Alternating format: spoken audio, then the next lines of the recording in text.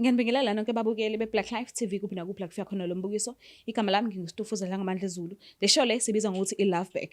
So ubhuti ungibhalelile ngoba nakho ethi usafisa ubuyelana nomuntu abemthanda ngoba usamthanda namanje. Asike simuze ukuthi ngabe usiphatheleni. Sawona. Yebo njani? Ngiyaphila kunjani? Hayi nami ngiyaphila. Ubani sibonga ubhuti?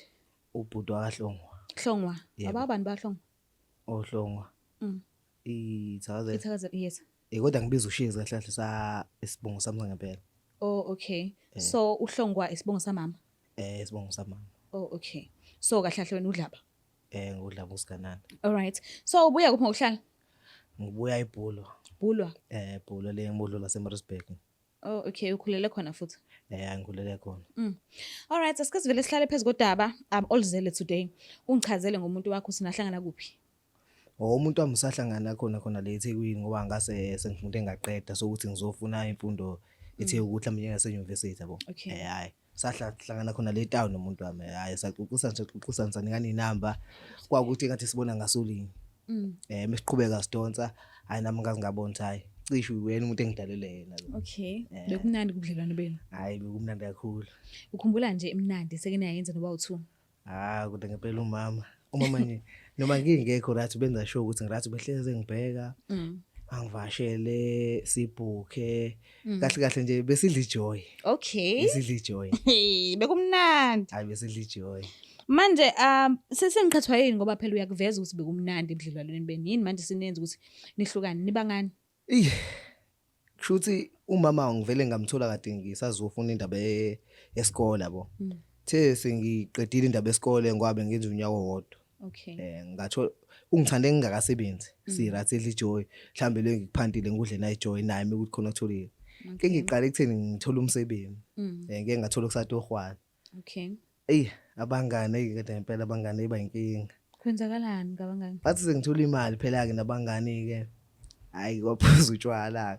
Phuza utshwala kwadliwa ukuthi ke abangani ke vele ke ukuthi mikabe niphuza utshwala kuzoba khona abantu besifazane. Sayisabiza abantu besifazane kwabhukwa nje ihotela indawo eright kwahlala nabantu besifazane. Ngebhadi ke wakuthola lokho umama. Hayi mesayi wavela wachuma wafa. Kulabo bantu laba bebekhona ukhona mhlawumbe wakade uthandana naye. Hayi abantu nisengathandana mhlawumbe nje ukuthi nje abantu enizoshaya ivibe yalosuku abohlame sebahambe nani niqhubeke yabo. So beniyiphuzela nje kuphela ngekho kunye. Hayi phela ke kwaphuzwa kwaplaka kahle mase kwa2 by 2 ngoba manje besike hotel. Oh okay. And wakuthola yena lokho. Wakuthola ngempela. Ukuthola ngubani ke? Balo sekhipha indaba. Angazi kodwa ubese sola vele ngoba sathi sobabili evele engibuza eleketha ngikhuluma iqiniseleke ngiphanda wasani kwasho WhatsApp ngoba amajida lawa akasisipana nawo sedlela imali besine group yabo ukuthi mhlambe sixoxe group mhlambe ngolesihlanu sendaweni ethize ziyawa yabo. Kanti ama video alapha ehotela azasenda igroupini. Sihleli nomama nje kahle sekavula kwasho WhatsApp uvele useyangisola asanoxhuma ahlala efonini ngathi ngithi hayi ngasani ngathi hayi awusho umkhukhu. And kulawo ma video lawo uyabonakala nawe unomunye njengoba uchaza usube ku2 by 2 meseniphuzile. Kulama video ukhona ovela naye. Impela nje caca nje ba. Ngoba umuntu usuke ephethe wakhe nje uyijikile lapha kwethu. Manje maku2 by 2 kwenziwani yini ezinye izinto ezenziwa mhlawumbe ngabe khona ezinye ejulile noma mhlawumbe nje nihlalele nje. Hayi kona ejulile maku2 by 2 kuphuziwe nje hayi. Impela ekujule kakhulu. Manje mekuthi bekujulile ubuyivikela kodwa ke. Masukufaka kule ndaba ngibuza ukuthi bozivikela na. Wona ngeke ngikhulume iphutha hayi. Akuzange kwenze manje inkinga notshwala basubuka ekhanda. What about izifo? Vesani ngabusacabangeka. Vesani ngabusacabangeka. Manje njengoba akubamba kanjalo abamba la ama video lawo abona izinto eziningi okungafanele azibone ngokusho kwakho. Njengoba ufuna ukukhulumisana naye manje mobile uzokhona ubuyelana. Ngisanethemba mengase kodwa ngimkhumbuze nje ijoy sasidla sizobabili. Ngimkhombisa ngempela ngiyaxolisa. Hayi ngisanethemba. Nesikhathi singanani nahlukana? Ngibona. Hayi mhlambe kuyophela inyanga. ukuthi into eyinkinga hey angazi noma ngathi ibhadi noma ngathini kwathi ohwana lela ade ngilibambile bese nelaphela Oh, okay. manje ngempela udizile engitosa ngawo. Sure. Ay angazi yazi, to be honest ngizokutshela nje into abantu besifazana abayiyona. Njengoba uchaza ukuthi bese kukuningi ebekwenzeka and ekubamba ngakho. Kungenzeka ukuthi naphuma kubudlelwano nje mhlambe esekade azitshela yena ukuthi lo muntu mina ngeke ngize ngimele impilo yami yonke. Ngeke ngize ngikhona ukuba naye. So kungenzeka uthola ukuthi umuntu wesifazane mhlambe nje ngilinganisa uzohlukana nawe ngoJanuary. Alokhe hila uhlukana nawe nje usakubudlelwane nawe. Alokhe hila sonke lesi sikhathi uthola ukuthi uzoza likhipha igama athi ngicela sihlukane mhlambe likhipha ngoDisemba. Kodwa uthola ukuthi wahlukana nawe yena ngoJanuary. Ulokhu uyahila sonke lesi sikhathi uyahila. Athi mase kutshelile ukuthi ngicela sihlukane uthola ukuthi wena uyasha wedwa usha nendlu kanti yena kade ahila. Uthola ukuthi nithi nihlukana nje ebengena kubunye ubudlelwane. Nothi ngoba nakuukuthi kade kuukuthi lo muntu kade ekhona vele cha but usuke sekade ahlukana nawe kuyikona ukuthi usehilile wadlula iprocess yakhe yokuhila usezokwala nje use right ukuthi sengaphuma kwena mhlawumbe uthola ukuthi khona umunye umuntu asethanda naye so njengoba uthi nenyanga nihlukene mawubhekile akekho yini umunye umuntu asenaye yena empilweni yakhe manje Hayi ngeke mengase kuukuthi mhlambe khona umuntu asenaye cishe nona umuntu umthole ngisakhona ngoba ngikhola ukuthi isikhathi esincane kangaka yena ngabe usevesane waxhuma wahlala. Ukulungela ukuthi ngimbize ukhulumisane naye? Nayi impela ngikulungela. Ngifisela inhlanhla. Ngiyabonga kakhulu. Cela usilandela yini?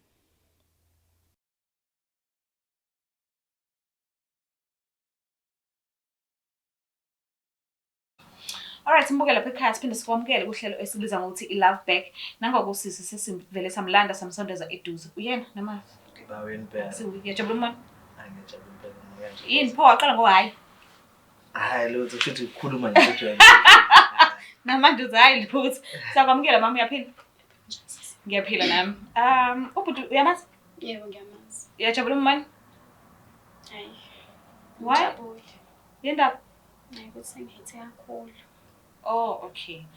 Mhlambe ngabe umazi kanjani? Yena bengumuntu ebengithana naye. Yeah. Manje ke ngezinto ke sebezenza ke sagcina sesihlukene. Bengaphethe kahle. Bengangiphethe kahle kanje. Yini yenza ukuthi akuhluke? Yena besithandana kahle naye. Manje uthe sethola umsebenzi, bengade ngasebenzi. Okay. Sethola umsebenzi, angazi bone senamaphiko. Wandiza. Yebo. Wahamba ke ephuza nabangani bakhe beyikhipha nje ngase ngambamba ke ukuthi useyajola nentombazane lapho la bebeyikhipha nabo. Umbambe kanjani? Ngabona uWhatsApp wakhe. Okay. Yebo. Mhlawumbe ngabe Ngicabanga ukuthi abangani bakhe bamsendela ivideo. Ngayibona lo video le enentombazane. Okay, mhlawumbe wambuza ngakho.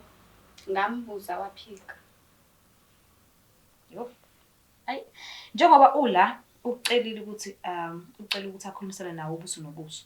So ngicela nje umuphi ithuba umlaleli sikahle kahle ubizile why efuna ukuthi ube la. Ngicela ukukhulumisana naye. Leze uyaphila. Ngiyaphila. Ayo ukukhumbula ukuthi sendo sakho. Sikhumbulani? Khumbula nje ubudlelwane bethu endele kade ku right ngayo. Inkinga yabo nisovele wathathela phezulu izinto. Singakhulumanga wena usuthathe izinqumo. Angithi wena waphansi umoshi. Cha, ngikuboshanga. Akekho umuntu ongenama photho ukuthi nawe yaphela. Kulungile phela manje wena ubona ukuthi ngwana ususebenza ngishiya mina. Umuntu ade ewevuka nawe. Hambe kulabo abanemali ke manje. Cha njalo la ngithi yabona ke into vele uyenza bese aminocabangela into ezingekho. Awufuni ukungibuza ukuthi kuyenzakala yabo. Hlezi ngikubuza but wena ungiqambela amanga. Awukazi ungikhulumela iqiniso. Inkinga ukuthi awusangithembi. Uzongikholwa kanjani ungangithembi? Angisakuthembi futhi lokho angempela. Hayi kodwa ngiyaxolisa. Bengicela silungise izinto mntakwethu. Angiboni ukuthi sisazolunga Nkosi yami. Eyo. Ngengcono ukuthi uhambe kulo kade ujola naye vele manje. because kade ngavama. Akekho umshado engijula naye. Manje ngwanakho usuphelelwe umsebenzi uzobona ukuthi buyela kumina. Ngobani mina? Cha njalo. Akekho umshado engijula naye. Ukuthi wena ubusola nje. Why pho ubuya kumina ngwanakho usungasasebenzi senginamali? Phela umsebenzi bongadalelwe mina bengengisebenzela ngingadalelwe kona. Right, qhubeka-ke. Cause mina ngeke ngikwazi. Kade ngihleli nawe ungasebenzi, ngikweseka kuzo zonke izinto but wena ubona ngakho ukubaluleka. Ngikubonile kubala. Naku nje ngiyakubona njengamanje. Ukube mhlawumbe ngikubonanga ukubaleka ngaba ngikho la. Ngaba ngizele ukuzokhuluma nawe. Ngabe ngilele kubaleka. Manje uzongibhalela uzubhale nje ungibizela amakhamera ngwanakho ufuna uxolo. Bhala ukuxola Nkosi yami. Ngimoshela isikhathi nje lokhu ubhalela. Indlela nami engizama ngayo. Kusho wena mawubuka amakhamera ubuka abantu abasezayo la kusho ukuthini wena? Akuveli kuwena ukuthi ngiyaxolisa. Ayikho lowo muntu. Koxolo la. Kuyafana uzophinda uthole umsebenzi uphinde wenze the same thing. Awu. Awusamthemba. Hayi ngisamthemba sisi. Usamthanda? Awusamthanda? Usuthanda baba. Uthanda omunye umuntu. Usuqomile.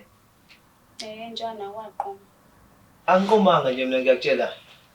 Kulungile phela. Wena usuqomile. Qomile mina. Hawu, yebo. Mama nini?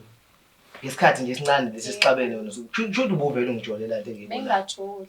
Lesikhathi esincane kanje wena. Ukuthi isikhathi sami wena asikho, awunaso nje. Bese ngeke kanjani isikhathi sakho? Ungenaso. Ubuthi nje uma uholile phuma uhambe nabangani bakho. Esami nje isikhathi sokuthi uphume nami lesingesekho. Lutho phela nawe uyazi ukuthi nami nginekhaya. Kokunye bengeke ngihole ngithathe imali ngithi nginekhaya. Ungangitsheli kodwa. Okay, kubele lo phutha kuphela. Ungazi ungaleli ukuthi mina angitshelanga. Angithi imali yakho idla nabangani bakho nezintombi. Angikwazi ukuthatha lo. Mina ngikwazi la. Efonini yakho. Efonini yakho. Hayi lo.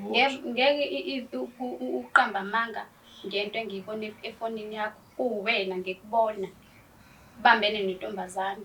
Mase uzophika leyo nto leyo. Hawu, ubamba nomuntu ngesandla usho ukuthini? Ubambene naye. Ngesandla. Kodwa ngwabe bese sikhulumela ukuthi edlule mina. Ngeke.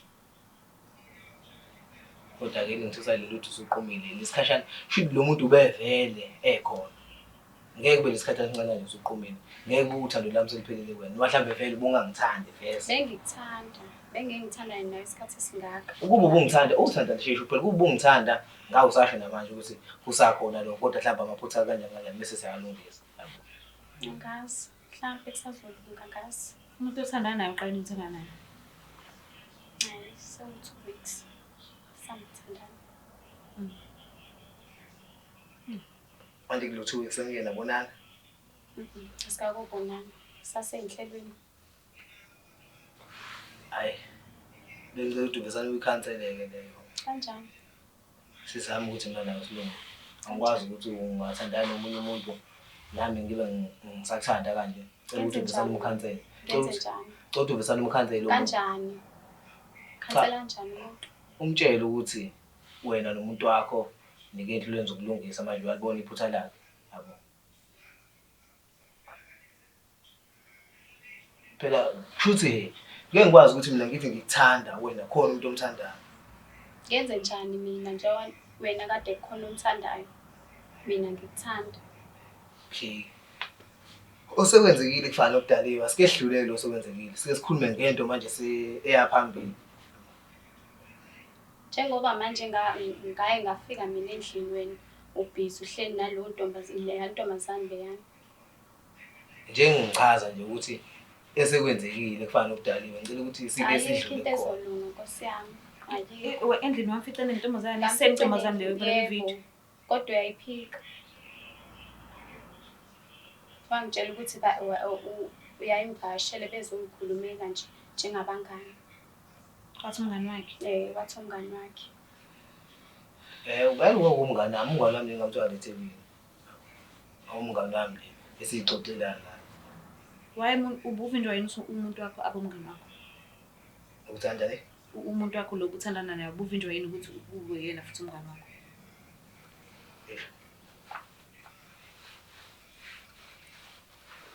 Because phela mawuthandana nomuntu uyakwazi ukusinika abangani futhi. Hayi ukuthi bengingafuni ukuthi sesifikile leso sigaba ngoba manje kuzogcina singasahloniphani.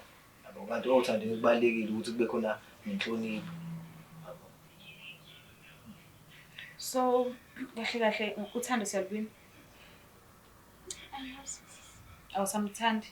Awusafuni nokuthola ithuba elincanyane lokucabanga kuqala. Lo sothandana naye manje.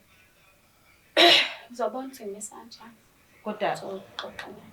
Cha ngicela ukuthi indaba yakho ibesaniphele ngoba manje lento ozayenza kuzofana ukuthi usuyapheya phela manje. Ngiphiya kubani? Uma ukuthi uzoqhubeka nalo muntu othandana naye kuzofana mhlambe lento usuyapheya. Uthando olunjani upheka usho phela akulona uthando lo.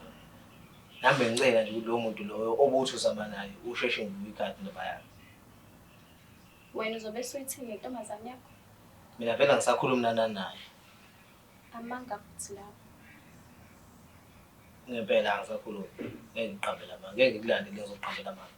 Nje sila ufuna sikhulume iqiniso. Sikhulume yonke into ibe right. Angazi. ngicela umthembiso kokukodwa ke ukuthi uzozama ukucabanga ukuthi niphinde nibuyelane noma uzobona usenza njani lophesini wakho omusha. Sizama ukucabanga. Uzocabangela ekuthenini usafuna ukuba naye noma Yeah. osho ukuthi njengoba kade uthi awusamthandi ubusakwatile Yeah, bekufudile. kodwa usamthanda yena. Yeah. Ngiyaxolisa kakhulu ke ngobhuti ozokwaliwa engenzanga lutho because uyachaza ukuthi uthando lweni benisalusha and beningakabonani nisasenhlelweni. Kodwa nangu uphesini wakho la njengamanje and ufakile umfutho kubudlelwane benu ukuthi akubonise ukuthi usakuthanda and uyakukhumbula. So ngiyacela umthembise futhi ukuthi angeke uphinde ube nabangani angazobaqonda kahle ukuthi babuya kuphi, angeke uphinde ubenzele izinto angazo-understand kube ukuthi ufuka sekuyena kuphela. Nabayilezeka hayi. Ngiyabonga nesikhathi sakho ngiyabonga ulalele nokuhlonipha kwakho. Ngithi ngiyazokuthembisa ukuthi hayi ukwenzeka ngikusaphinde kwenzeka. Kahle kahle nami ngifundile amaphutha na. Umuntu engimthanda wena iqiniso nawo ubulazi angani umusalazi. Kodwa mengase ngithembe isikhathi esincane ngeke uzuzisola. Ngizozama ukuthi ngibe lo muntu lo okade ngikuyena eqaleni. Kuso. So uzimisele ngokuthi niphinde nakhe futhi uthando lweni. Yeah. Okay, ngiyajabula kakhulu ukuthi uqulu lisahlangana lisakulingana. Uyasmile. Shuthi nje isakhona lento. Babukela lapha emakhaya kubukeke ngazuthi siyawina ke kulokhu. Usisi ukucacisile ukuthi usamthanda kusami uthe akasamthanda ngoba nakho ubesakwatile, ubesafuna ukubhodla okusenhlizweni yakhe. Kodwa kahle kahle usamthanda. Ngiyaxolisa kakhulu ke ngomnumzane ozokwaliwa engenzanga lutho abesanda kuqala naye ubudlelwane besinga asihlosile ukuthi sibhidlize but nangu umuntu wakhe usebuyile umuntu akade ethandana naye vele hayi ukuthi siyamrabhela lo bese khona cha nangu uphesini wakho usebuyile and usakhombisa ukuthi ulungele ukuthi alungise amaphutha akhe. Cela ukuthi ungakhohlwa ukusubscribe ulike ushare. Ngiyathanda kakhulu. Bye.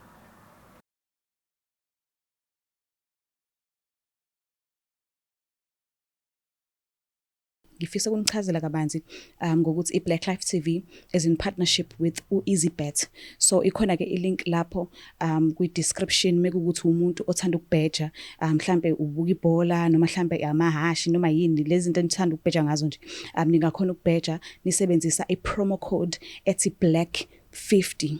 Ngiyathemba ukuthi ngiyakukhumbula uBlack wethu uthi uno Q akusiyona uCK but uno Q, so usebenzisa othi black 50 i-promo code mufuna ukubheja. So immediately uregister ku EasyBet mawusebenzisa i-promo code ethi black50 uyakhona ukuthi uthole i-voucher ka-R50 mahala mase bekunikeza nama spins ay-25. So ibani ni register. Ngiyithanda kakhulu. It's the Black Life TV.